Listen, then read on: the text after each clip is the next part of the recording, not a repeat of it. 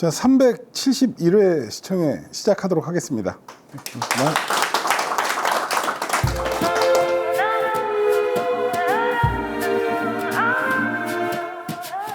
날씨도 좋은데 이렇게 귀한 시간, 귀한 발걸음 해주셔서 너무 감사드립니다. 오늘 하이파이 로즈 요거 관심 있어서 오신 거죠. 지금 하이파이 로즈 혹시 사용하고 계신 분 계세요? 많이 쓰시네. 근데 왜 오셨어요? 이것도 하이파이 로즈인데 신제품이니까. 그러니까 이제 이건 네트워크 트랜스포트인데 DAC도 없는데 가격이 상당히 비싸게 나왔어요. 그래서 오늘 하이파이 로즈 RS130을 한번 이제 본격적으로 시청을 해볼 건데요. 보통 이제 하이엔드라는 용어가 있고 이제 일반 미드파이라고 있고 그렇게 이제 분류를 하잖아요. 하이파이 오디오하고 미드파이 오디오하고 음질은 어떤 차이가 날까요? 혹시 그거에 대해서 설명해 주실 분? 물론 다 하이파이로 이제 묶이긴 하지만 어쨌든 비싼 거는 하이엔드라고 그러고 이제 중저가 제품은 우리가 이제 미드파이라고 그러잖아요. 음질적으로 어떤 차이를 갖고 있을까요? 하이엔드하고 미드파이하고 어떤 부분이 달라? 그러니까 돈값을 해야 되는 거잖아요, 그죠? 그 비싼 만큼 어떤 그 값어치를 해야지 어떤 그게 상품으로서 가치가 있으니까 그거에 대해서 한번 개인적인 생각을 좀 말씀을 해주실 분 없으세요? 또 협조를 안 해주시네. 좀 약간 너무 광범위하죠. 두루뭉술하고 도대체 어떤 기준으로 하이엔드고 어떤 기준으로 미드파일까? 이제 제가 생각하는 거는 결국에는 이걸 여러 번 말씀드린 거예요. 작은 소리들의 차이거든요. 마이크로 다이나믹스. 큰 소리는 100만 원짜리나 500만 원짜리나 1000만 원짜리나 큰 소리는 충분히 내요. 1억짜리나 똑같은데 작은 소리, 마이크로 다이나믹스라고 그러죠. 마이크로 다이나믹스.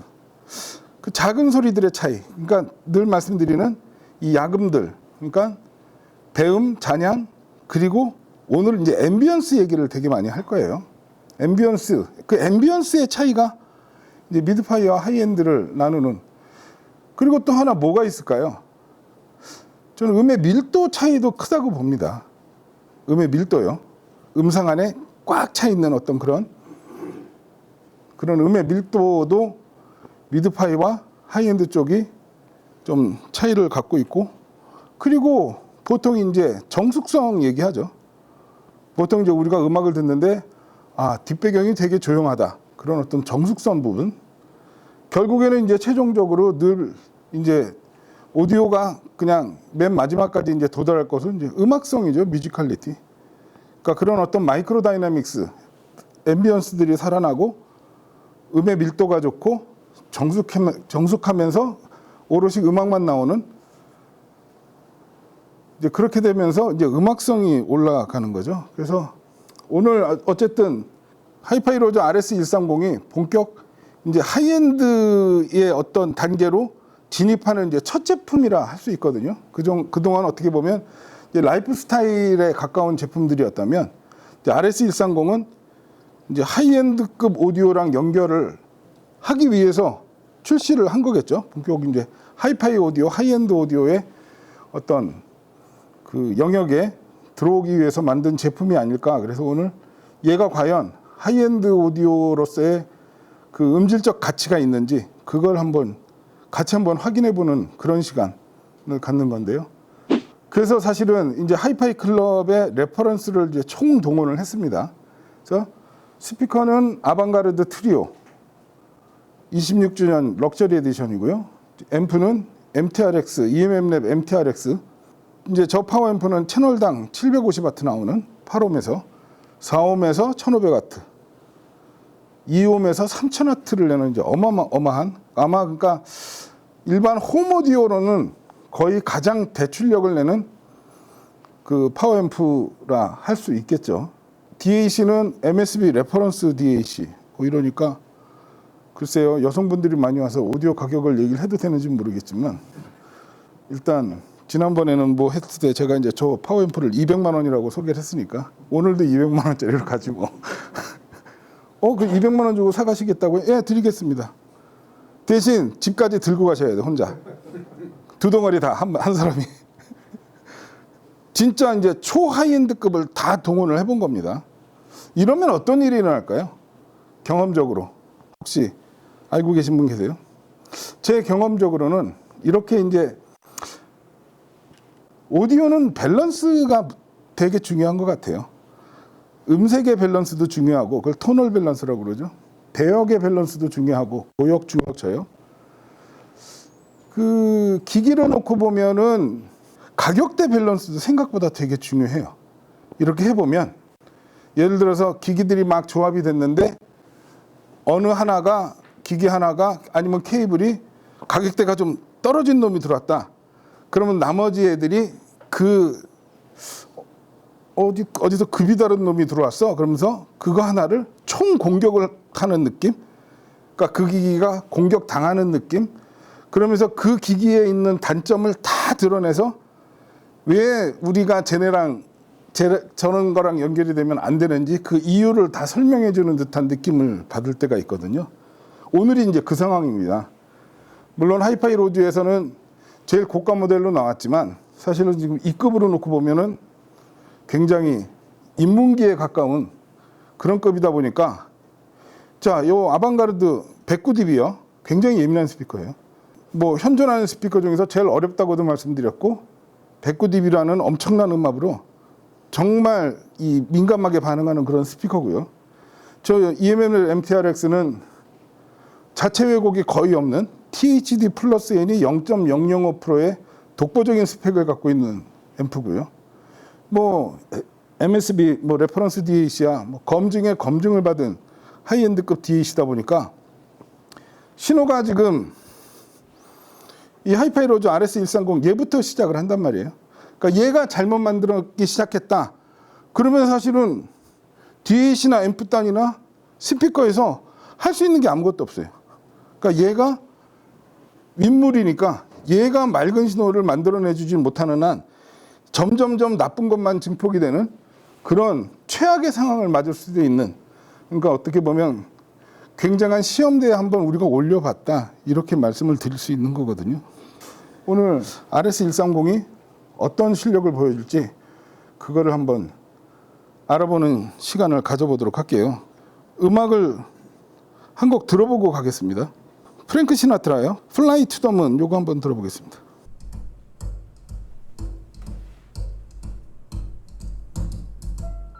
Fly me to the moon, let me play among the stars, and let me see what spring is like on Jupiter and Mars. In other words, hold my hand. In other words, baby, kiss me. Fill my heart with song and let me sing forevermore. You are all I long for, all I worship and adore. In other words, please be true. In other words, I love you.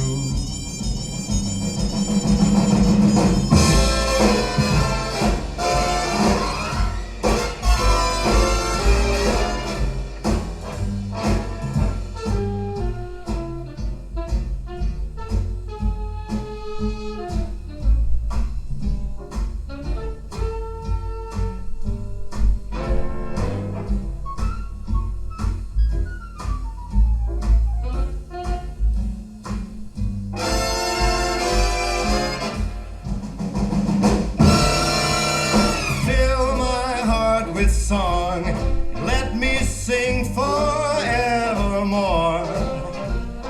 You are all I long for, all I worship and adore. In other words, please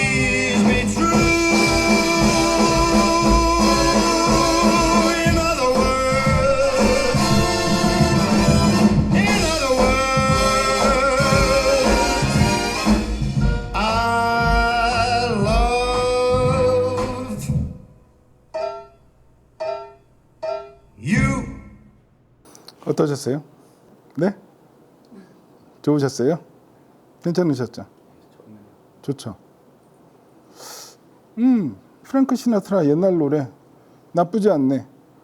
근데 이제 오디오를 심각하게 해보신 분은 알겠지만 이렇게 소리 나는 거 되게 힘든 겁니다. 그래서 이따 2부 때 이 소리를 망가뜨려 보는 것도 한번.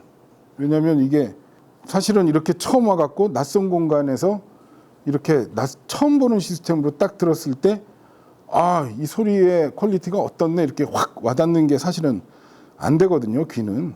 그래서 이 자연스러움을 만들어내는 그 과정이나 이런 것들이 얼마나 어려운 건지는 제가 2부 때 한번 이 음악이 어떻게 뭐 너무 심각하게 망가뜨리진 않을 거예요. 근데 어쨌든 이런 밸런스를 만들어내는 게 되게 쉽지 않다. 그걸 자 이제 시작 도입부에 이제 여기서 보면 이제 그 앉아 계신 기준으로 보면 이제 왼쪽에 드럼이 이렇게 시작을 하고 이제 프랭크 시나트라 목소리가 나오고 중반부부터 이제 막 관악기 브라스 밴드가 막 대편성으로 나오고 막 이렇게 하는데 그 어떤 프랭크 시나트라 목소리가 너무 좀 부담스럽게 거칠다거나 그 브라스 밴드의 관악기 소리가 굉장히 자극적이라든가 이런 느낌 없이 그리고 전체적으로 보면 이제 재즈 대편성이다 보니까 되게 소란스러워질 수도 있는 부분인데 그런 소란스러운 느낌도 전혀 없고 그런 식으로 해서 굉장히 밸런스가 되게 좋게 안정적으로 진짜 아름다운 음악이 나왔다 이제 그렇게 얘기할 수 있겠죠. 그 단순하게 생각해 보면 비디오하고 오디오가 왔을 때 비디오 쪽이 영상 쪽이 훨씬 더 복잡할 것 같습니다. 그죠? 어떻게 생각하세요? 앞에 앉으셔서 그죠? 텔레비 막 65인치, 75인치 텔레비에 요새 이제 4K UHD로 해갖고 요새는 또 뭐 HDR10에서 돌비 비전까지 나오면서 화질이 되게 좋단 말이에요. 그래서 이게 막 화면이 굉장히 그 장면 전환이 많이 되면서 해서 비디오 쪽이 오디오 쪽보다 그냥 상식적으로 봤을 때 훨씬 더 복잡할 것 같아요. 근데 현실은 어떻게 지금 돼 있어요? 뭐 TV는 이제 우리나라 삼성, LG 그리고 이제 중국산 몇 개 회사 한 10개 이내의 회사가 전 세계 사람들이 보는 TV를 다 생산을 해내고 있죠. 되게 극소수의 회사가. 오디오는 지금 말씀드릴게요. 뭐 어쩔 수 없습니다. MSB 레퍼런스 DAC가 1억이 넘습니다. 오디오는 같은 디지털인데 소리 좋다고 1억짜리 DAC가 있는데 TV는 소리 화질 좋다고 65인치짜리 1억짜리 TV는 없잖아요. 그죠? 왜 그럴까요? TV도 뭐 1억 넘는 거 있어요. 그거는 이제 막 110인치, 120인치 초창기 이제 그 큰 사이즈로 해서 이제 프로토타입으로 나왔을 때 그런 가격대가 있지. 같은 65인치인데 얘는 100만 원이고 얘는 화질이 좋아서 1억입니다. TV는 그런 TV가 없단 말이에요. 근데 오디오는 있단 말이에요. 저게 지금 MSB 레퍼런스가 1억이라고 그래서 다른 DAC보다 커서 1억이에요. 같은 사이즈에 똑같은 거의 비슷한 외관을 하고 있는데 어떤 DAC는 100만 원이고 어떤 DAC는 5천만 원이란 말이에요. 현실이 그러니까 그렇다는 거죠. 비디오는 보통 이제 30프레임을 많이 이렇게 보죠. 그러니까 옛날 이제 NTSC 방식이니 8방식이니 했을 때 이제 NTSC는 이제 30프레임, 8방식은 보통 25프레임.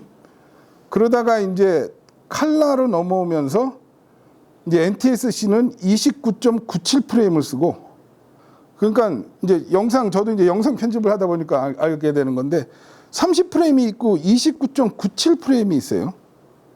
근데 사람의 눈이 그 30프레임과 29.97프레임의 차이를 감지할 수 있냐? 감지 못 합니다. 단지 이제 그거는 영상 편집을 하면서 이제 맞춰줘야 되는. 그러니까 30프레임하고 29.97프레임이면 0.003프레임이 이제 1초에 작아진 건데 0.003초의 차이를 사람의 눈은 감지를 못하는 이유가 사람의 눈이 이제 16분의 1초 잔상 효과가 있대요. 그래서 어떤 상이 들어오면 그 망막에 16분의 1초 동안 그 상이 머물러 있는 거죠.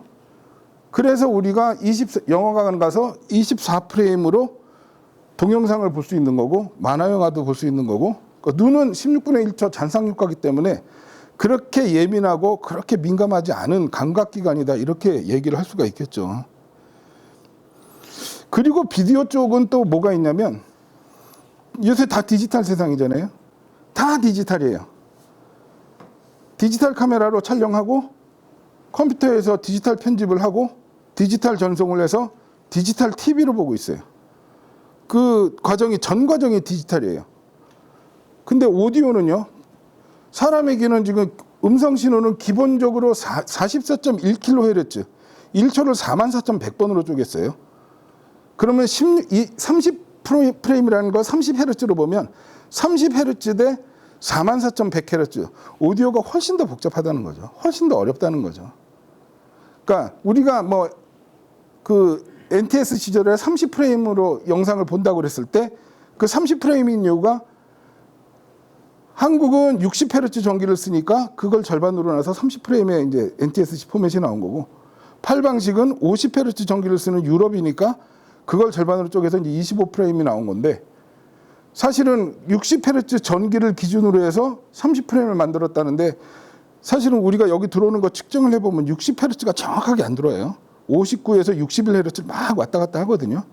근데 이제 그 정도 오차는 눈은 전혀 문제가 안 된다는 거죠. 근데 사람의 귀는, 그러니까 우리가 보통 이제 고음질 음원 듣잖아요. 뭐 44.1kHz, 뭐 96kHz, 96kHz라면, 그러니까 코드 일렉트로닉스라고 이제 영국 DAC 회사 있죠. 그 회사가 사람의 귀가 5 마이크로세크의 소리를, 순간적인 소리를 감지하는 능력이 있대요. 5 마이크로세크면 100만 분의 5초거든요. 그만큼 귀라는 감각 기관이 눈보다는 훨씬 더 예민하다. 그렇기 때문에 디지털로 오면서 또 하나 이제 가장 큰 난제가 뭐냐면요. 비디오는 디지털로 시작해서 디지털로 끝나지만 오디오는 반드시 앞뒤에 아날로그가 있어야 되는 게, 이게 가장 큰 문제인 거예요.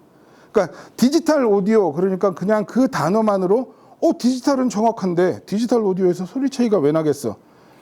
아날로그 마이크, 이것도 마찬가지예요. 얘 지금 아날로그 마이크예요. 얘가 그래서 이쪽으로 아날로그로 그 마이크 프리로 들어가거든요. 그래서 마이크 프리에서 요 레코드로 들어가면서 저 레코드가 AD 컨버팅을 합니다. 그래서 디지털로 기록을 해요. 그러니까 아날로그 마이크로 녹음을 하고 디지털로 저장을 해서 디지털로 편집을 해갖고 디지털로 전송을 해서 요 DAC단에서 DA 컨버팅을 해서 아날로그 오디오로 들어가서 아날로그 스피커로 나오는 앞뒷단의 아날로그, 이게 오디오에서 가장 이 어렵게 만드는. 자, 얘기가 길어졌는데요. 음악을 또 하나 들어볼게요.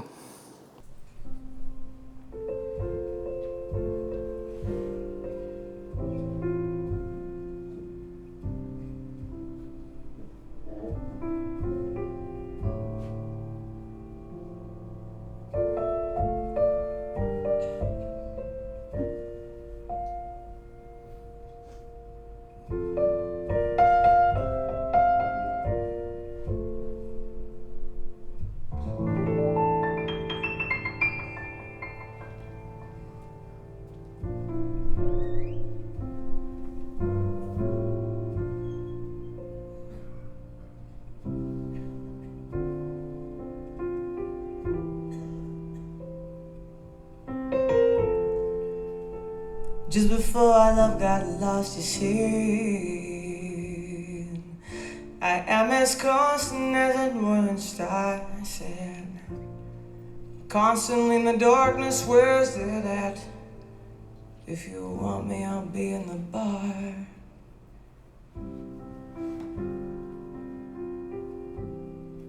On the back of a cartoon coaster, in the blue TV screen light, I drew a map of Canada. Oh, Canada.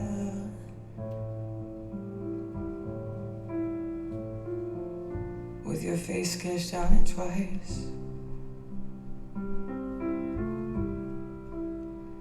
Oh, you're in my blood like holy wine. You taste so bitter and you taste so sweet. Oh, I could drink a case of you.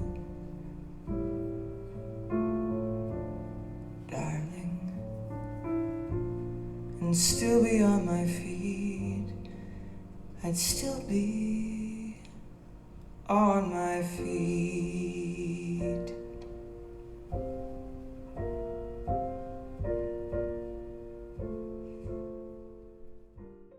기침하셨죠? 녹음하는데 기침을 하시면 어떻게 해요?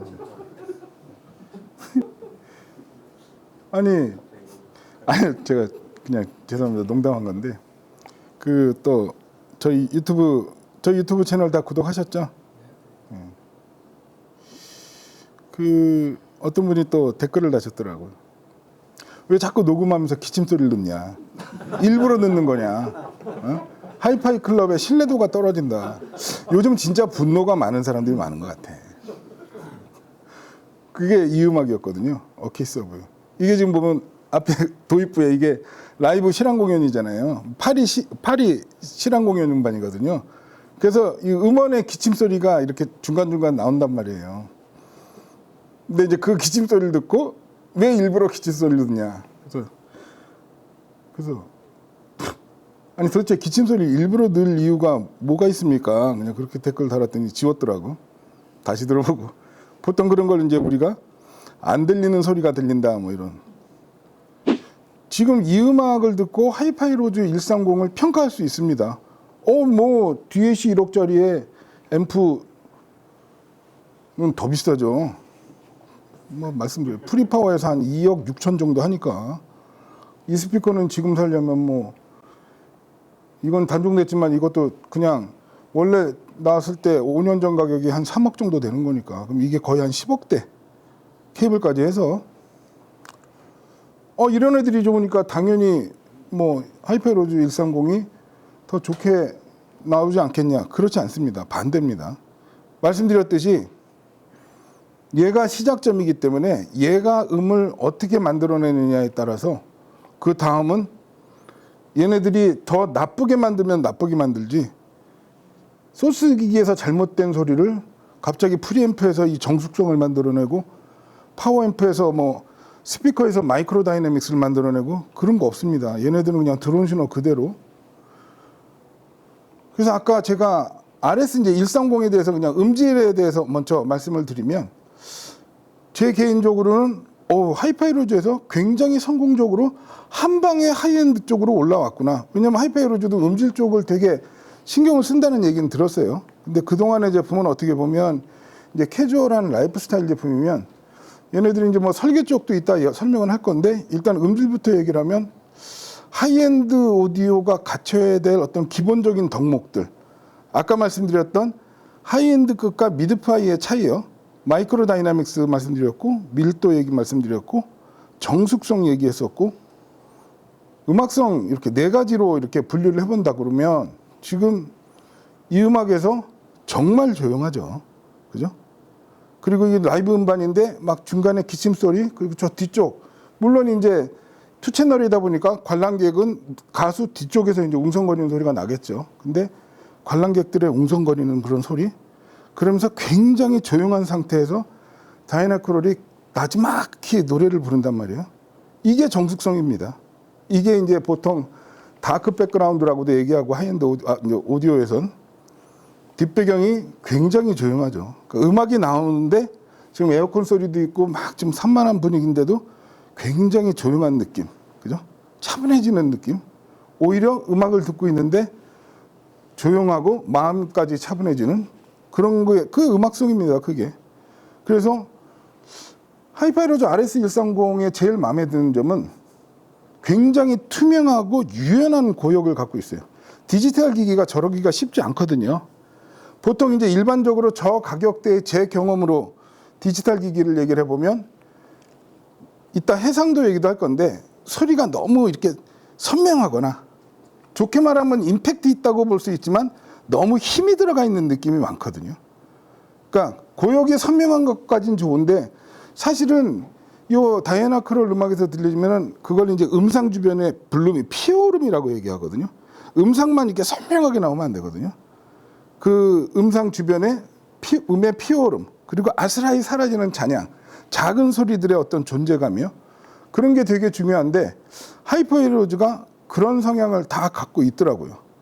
그러니까 어떻게 보면 음상이 선명하다는 거는 그 음상이 자체가 좀 입체적으로 만들어지는 마이크로 다이나믹스까지 포함이 되는 선명함이 있어야 되는데 그 음상 주변을 뭐 이렇게 면도칼로 싹 도려내듯이 음상만 선명하게 맺히고 이 음상이 선명하지 않냐 이런 식의 어떤 음질이 있다 그러면 하이파이 로즈는 그런 부분에서는 하이엔드 오디오가 가져야 될 기본적인 덕목, 뭐 개방감이라든가 대역도 되게 넓고 그런 부분들이 굉장히 인상적이다 얘기할 수 있을 정도로 지금 이 정도 급의 초하이엔드를 붙였는데 물론 저희 쪽 튜닝이 열심히 들어갔죠. 열심히 들어갔는데 지난 시청회 때 제가 말씀드렸어요. 맑고 투명함이냐 질감이냐. 얘는 맑고 투명함 쪽이 맞아요. 그러니까 보통 질감이 너무 이렇게 찐득해 갖고 약간 좀 이렇게 이 푸석한 느낌이 나오는 경우도 있고 그런 거에 비해서는 얘는 맑고 투명하니까 그런 부분이 솔직히 이제 하이파이 로즈 RS130을 뭐 구입을 하실 분이나 쓰고 계신 분들 중에 분명히 어떤 불만이 나올지 벌써 예상이 돼요. 소리가 약간 엷은 느낌은 있어요. 그건 솔직히 말씀드릴게요. 그 엷은 느낌은 해상도가 동원된 엷은 느낌은 그거는 튜닝으로 극복이 가능해요. 근데 해상도가 동반되지 않은 진한 밀도는 그거는 어떻게 분해를 할 수가 없어요. 이미 소스 기기에서 뭉쳐버리면 그거는 그 뒷단에서 풀어낼 수가 없는데 얘는 보면 지금 굉장히 넓게 이렇게 펼쳐준단 말이에요. 그러면 그거는 모았다, 뭐 줄였다, 넓혔다 이걸 얼마든지 튜닝을 할 수가 있거든요. 그래서 지금 보면 어떤 그 끝의 섬세함 그리고 끝에 잘게 분해하는 그 어떤 이 세부적인 디테일 이런 표현력이 얘는 하이엔드급으로 봐도 무방하다 손색이 없다 할 정도로 굉장히 좋더라고요. 그래서 보통 보면은 이제 우리가 해상도란 말을 많이 하죠. 해상도가 어떻게 보면 이제 측정이 되지 않는 오디오의 가장 기본적인 척도가 해상도라고 할 수 있는데 이 해상도의 기준이 사람마다 다 다르죠. 어떤 사람들은 뭐 중역이 아주 그 진하게 그 선명하게 나오면 저거 해상도 좋다. 어떤 사람들은 뭐 고역의 음끝이 굉장히 스트레이트하게 쭉쭉 뻗어지면 고역의 해상도 좋다. 뭐 이렇게 할 수 있는데 제가 생각하는 해상도는 세부 디테일의 묘사가 어디까지 가느냐 이게 어떤 해상도의 굉장히 중요한 기준이 아닐까. 말씀드리는 4단계요. 기음, 배음, 잔향, 앰비언스. 이 앰비언스의 어느 단계까지 얘가 표현할 수 있냐. 그래서 얼마나 작은 소리까지. 그러니까 사운드 스테이지 높이를 만들어낸다든가 오케스트라 음악이 나올 때 그 뒷공간까지 표현을 해준다든가 그런 마이크로 다이나믹스 능력을 어디까지 이 세부적으로 묘사할 수 있냐. 그 능력이 진정한 해상력이지 않을까. 그러니까 갑자기 막 음악의 임팩트가 커지면서 중역이 굉장히 선명하게 나와서 보통 이제 사람들이 일반적으로는 중역이 선명하게 들리면 이 오디오 시스템 해상도 좋네. 그렇게 그냥 일반적으로 느끼거든요. 왜냐하면 사람의 귀가 중역대를 잘 들으니까. 근데 말씀드렸듯이 마이크로 다이나믹스 작은 소리를 어느 단계까지 살려내느냐 그게 진정한 해상도라고 보면 이 RS130은 그런 거에 대해서 나름 굉장히 신경을 많이 썼다 그렇게 얘기를 할 수가 있습니다. 노래 한 곡 더 들어보고 이번엔 재즈로 한번 가볼게요.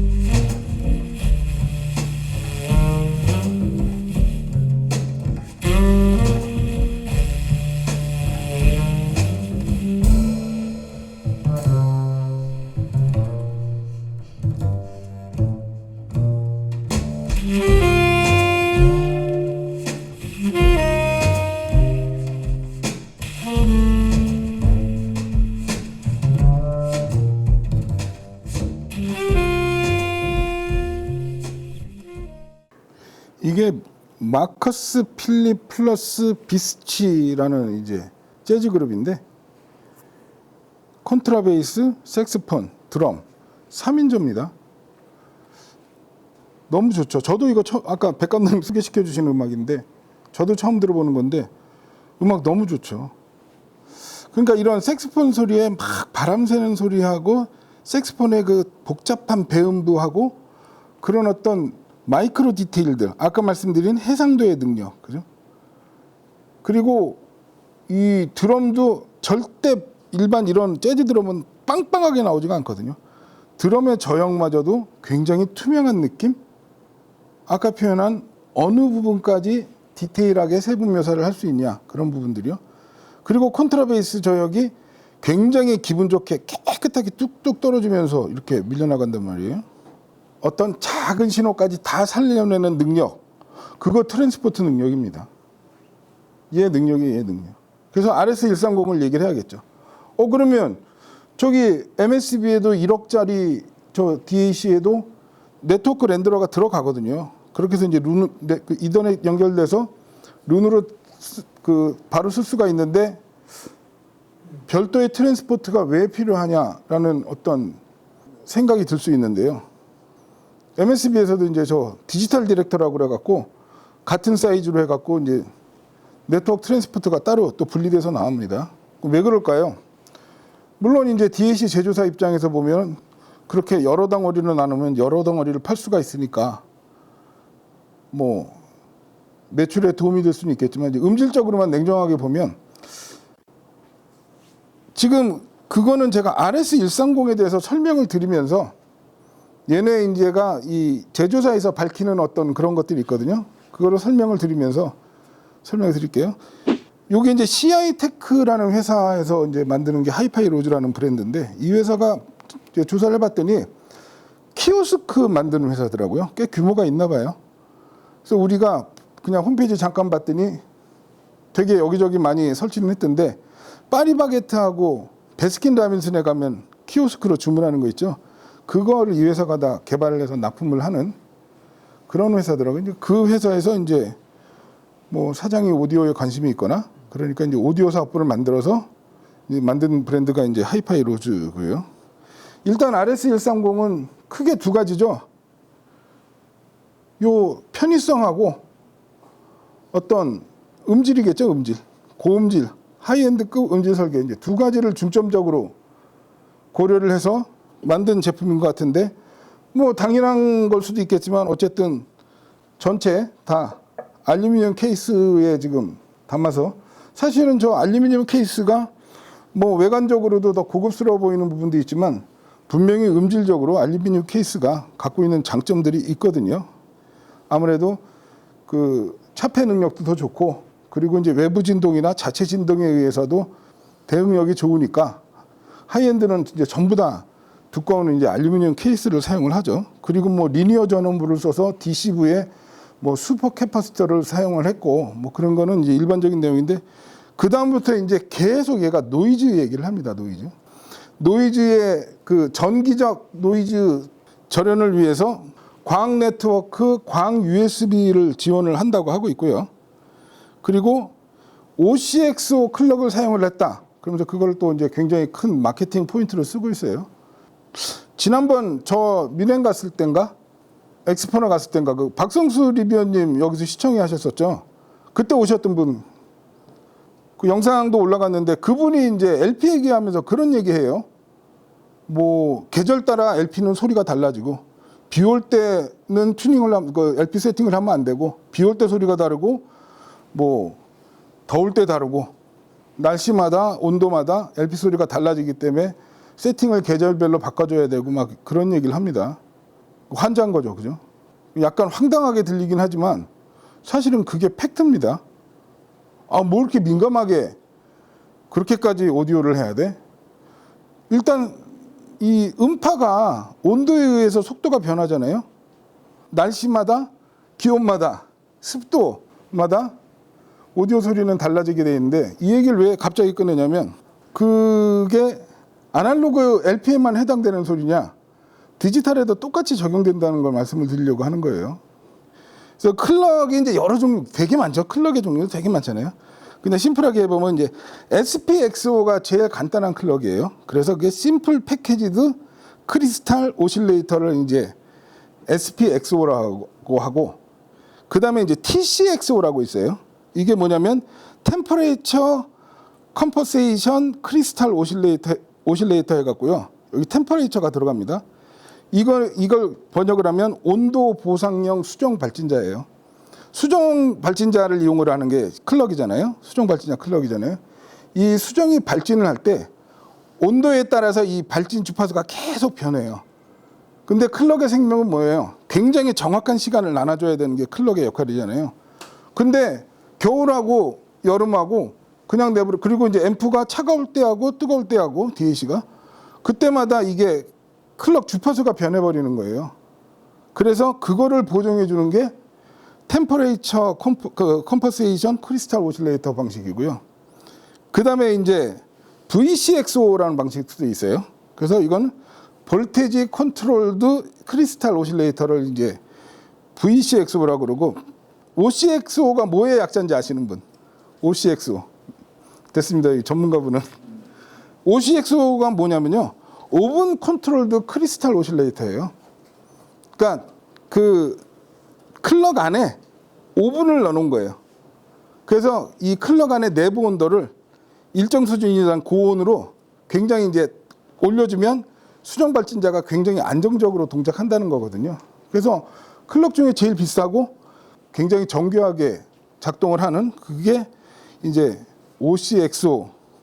그래서 클럭이 왜 중요하냐면 두 가지입니다.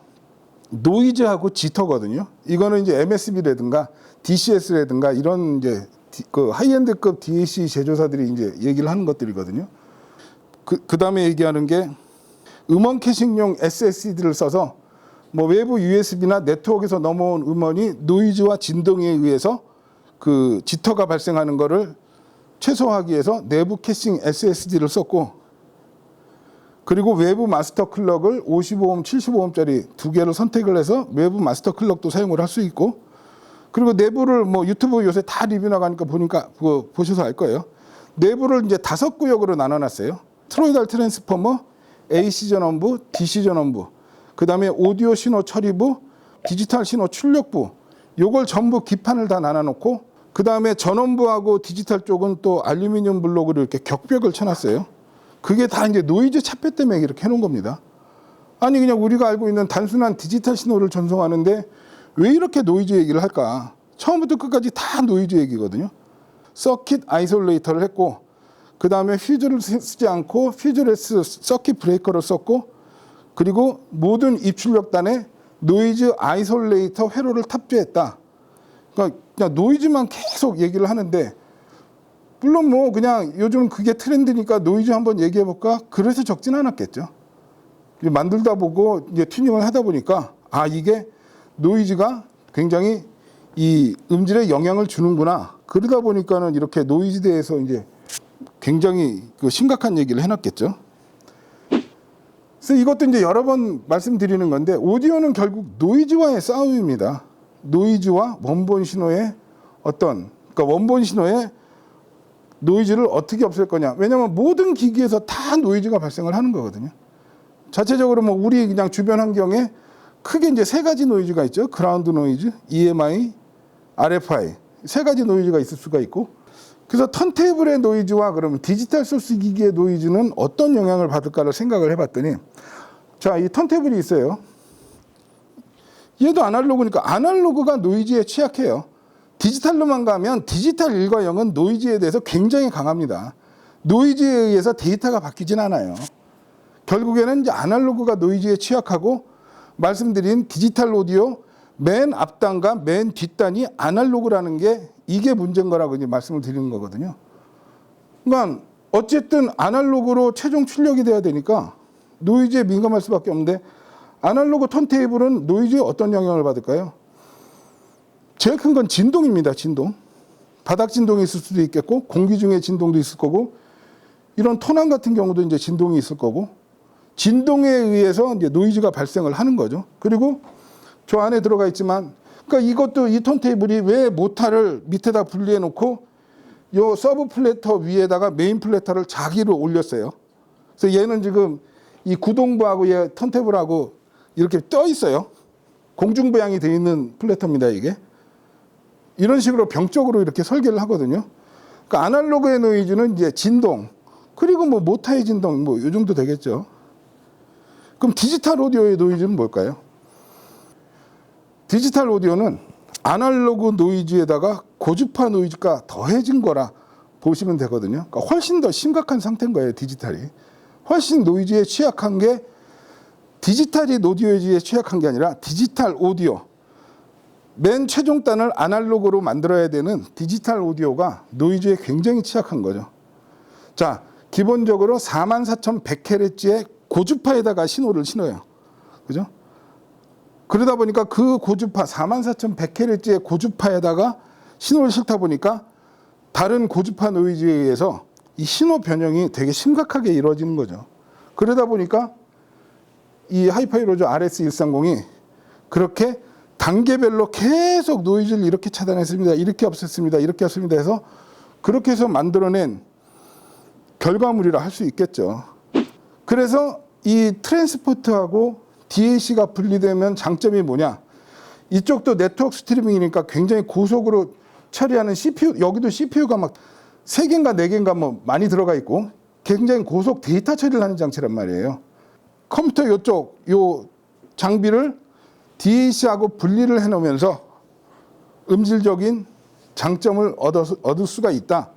이렇게 얘기를 할 수가 있는 거죠. 그래서 이런 어떤 네트워크 스트리머 트랜스포트의 필요성이 그 부분에 있다. 그러니까 지금 어떻게 연결이 되어 있냐면요. 여기로 네트워크 케이블이 연결이 됐고요. 여기서 USB로 들어가서 DAC 쪽은 또 저 MSB 레퍼런스가 프로 ISL이라고 광 USB를 지원을 해주거든요. 그래서 여기는 이제 광으로 들어가 갖고 DAC는 기존의 네트워크 모듈러에서 들어오는 그런 네트워크 노이즈에 대해서 완벽하게 해방을 시켜놓은, 그렇게 함으로써 우리가 이렇게 정숙성을 얻을 수 있다. 그렇게 말씀드릴 수 있는 거죠. 자, 이번엔 클래식 한번 들어볼게요.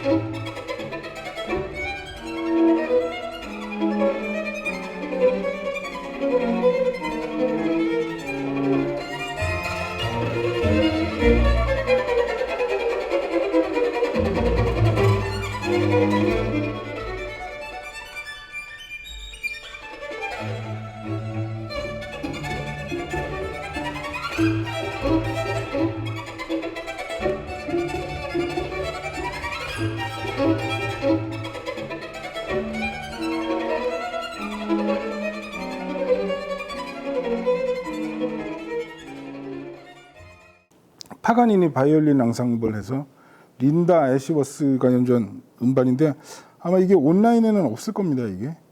이게 데논 레코딩에서 나온 음반인데 뭐 코브즈나 타이들에는 이 음반이 없는 것 같더라고요. 그래서 이제 이 음악을 들어보면 바이올린의 그 서늘한 느낌, 보통 송진가루가 날린다는 표현도 하고, 그러면서 베이스가 계속 기분 좋게 계속 툭툭 떨어져주는 그런 어떤 화려한 기교와 음색 이런 부분들이 굉장히 잘 표현이 되죠. 그리고 끝의 열기, 물론 녹음도 잘 된 부분도 있지만 디지털 소스 기기에서 이렇게 음의 열기까지 만들어내는 건 쉽지 않은 일이거든요. 이제 편의성 부분을 말씀을 드려야 되는데, 이게 어쨌든 다 터치 스크린이고, 뭐 여기 보면 아이패드로 뭐 모든 거를 컨트롤할 수가 있습니다. 이런 식으로 해서 모든 걸 다 이제 아이패드로 컨트롤할 수 있고, 심지어 라디오도 있어요. KBS 클래식 FM.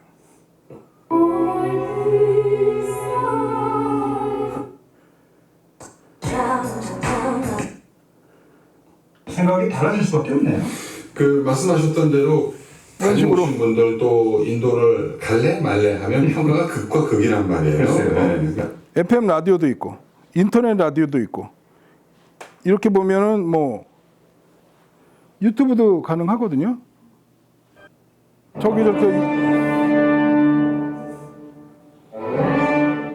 저기 조그맣게 유튜브 나오는 게 무슨 의미가 있냐. HDMI 출력이 있어요. TV랑 연결을 하면 돼요. 저는 그러면 그 부분이 왜 의미가 있다고 보냐면, 그러면 이 유튜브는 누가 받은 거냐? 로즈튜브거든요. 얘가 받은 거거든요.